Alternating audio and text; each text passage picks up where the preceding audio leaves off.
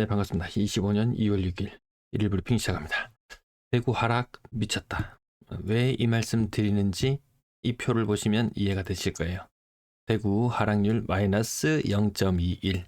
서울도 사실 요 플러스로 전환, 한 4주, 5주 만에 플러스로 전환한 것 같은데요. 실질적으로 외곽 쪽은 많이 빠지고 있습니다. 그 외에 경부선 라인을 따라서 이렇게 많이 빠지고 있다는 부분. 특히 대구, 야, 이거 종잡을 수가 없을 정도로 빠지네요. 전세가 또한 약세를 보이고 있다. 대구 MBC 뉴스 어제자 뉴스인데요. 적정 수요. 일단 저는 여기에 일단 의문을 표하고 시작하는데요. 이것이 적정 수요라고 치더라도 25년도 입주 물량 이때부터 적어지니까 날아간다고 했던 사람들. 자, 이것은 무엇으로 설명을 할 수 있을까요? 설명이 안 됩니다. 설명이 됩니다, 사실. 첫 번째, 대구의 입주 물량. 요거 아실 기준으로 1200건. 네, 요 정도 수준의 자료를 가지고 왔는데요. 사실 후분양 물량까지 더해지면 14,000개. 적정 수요를 넘어섭니다, 올해도. 그러면 내년에는 입주 물량 적은 거 맞습니다. 예. 근데 그것이 신혼부부 8,000쌍, 뭐 입주 물량 8,000개 하면 또 얼추 비슷하긴 해요. 예, 그런 거 빼놓고 적정 수요가 12,000개라고 칩시다. 자, 적정 수요보다 물량이 부족한 세종시 21년도에 입주 무진장 많았습니다.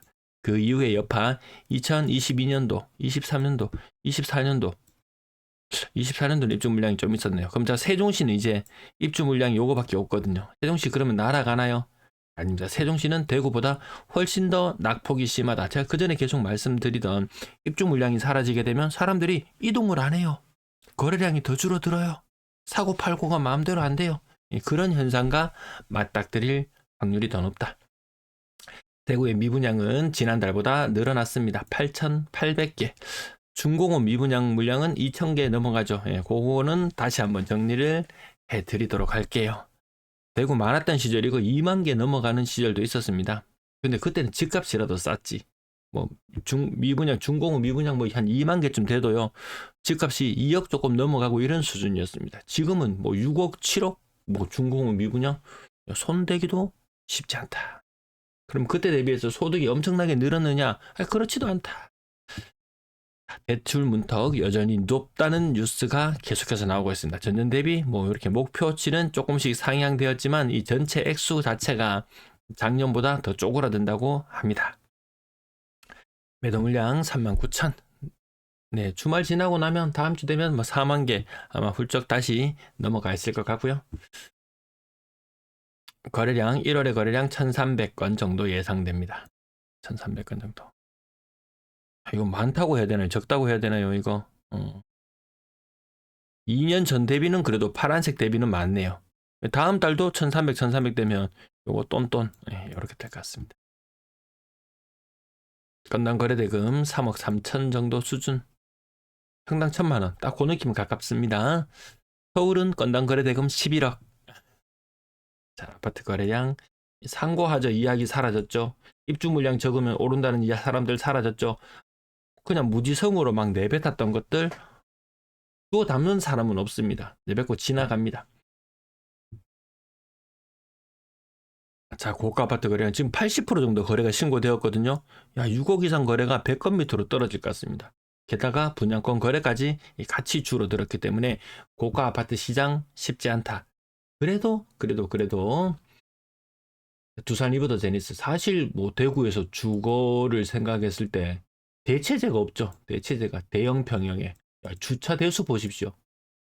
1494세대에 4200대 이런 데가 어디 있습니까? 수성 SK 리더스뷰 거의 16년 차 고점 대비 30% 하락이죠.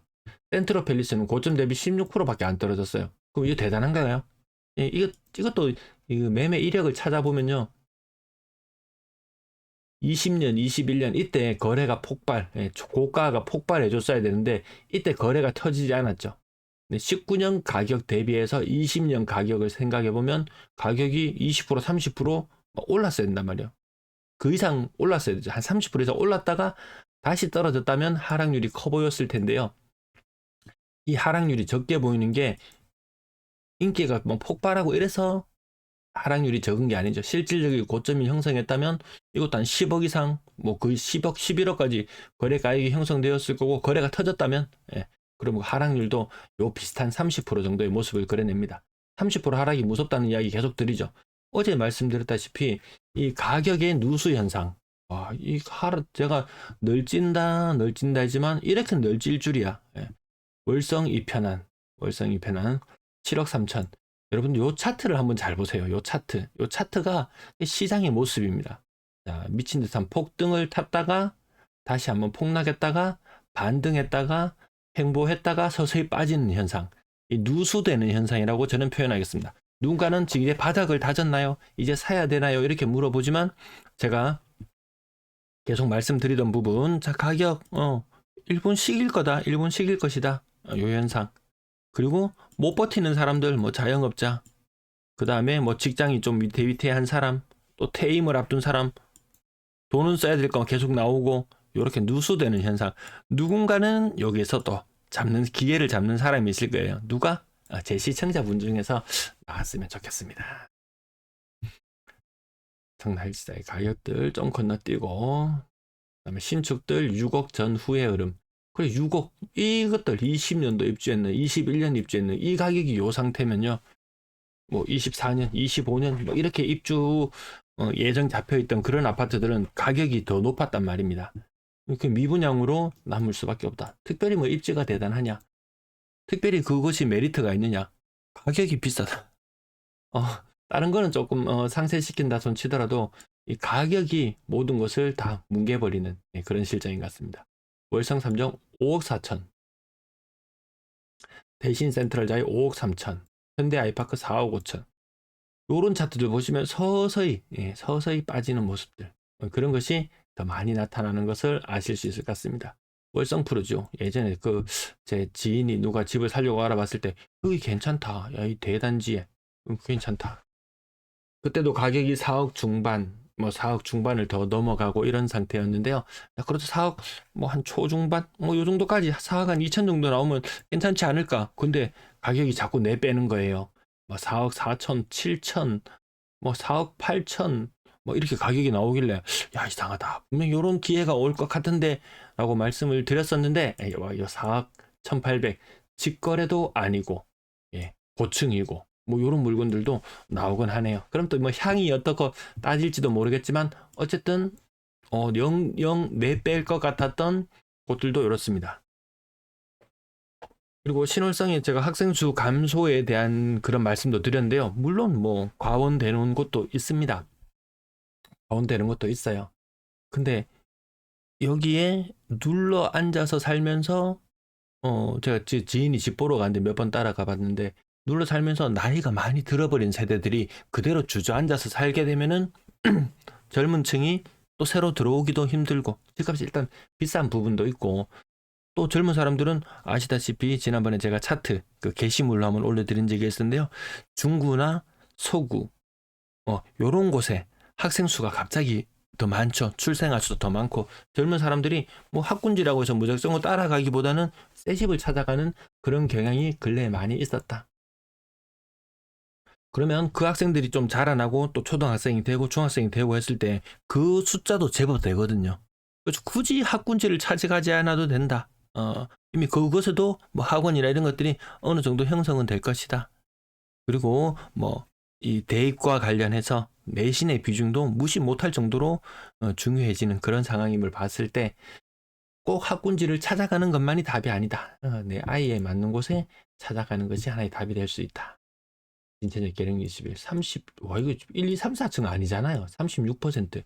점점 이게 가격의 누수 현상, 빠지는 현상, 알게 모르게 나타납니다. 이거 보십시오. 반월단 3정 그린코아. 이게 저층인가요? 직거래인가요? 아니에요. 그런데도 40% 하락입니다. 요 정도 하락률 나오는 물건이 있다면,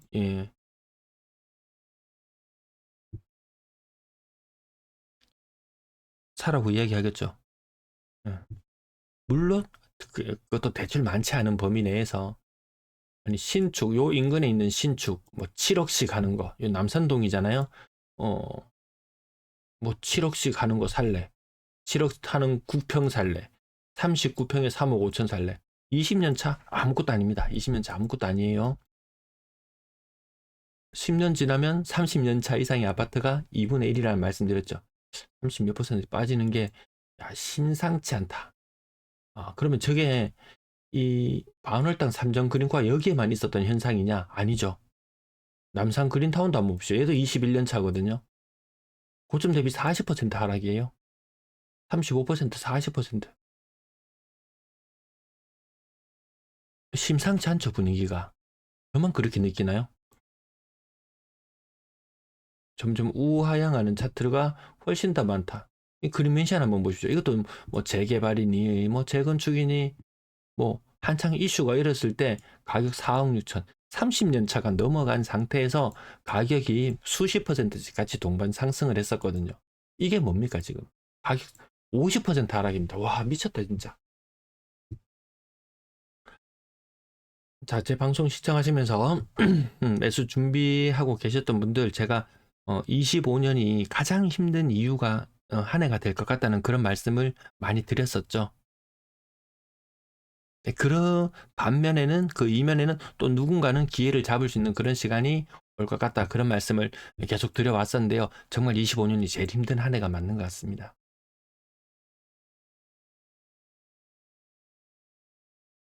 너무 무리하지 않는 범위 내에서 기회를 잡는 것 나빠 보이지 않네요. 분명 이런 가격들 더 나올 거예요. 이제 시작입니다. 25년 이제 시작이에요.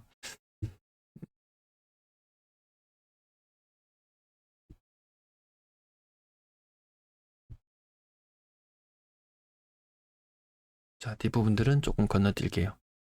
마지막에 나가시는 길에 그 댓글창에 있는 쿠팡 링크 혹은 제품 링크 아무거나 좀 클릭해 주세요.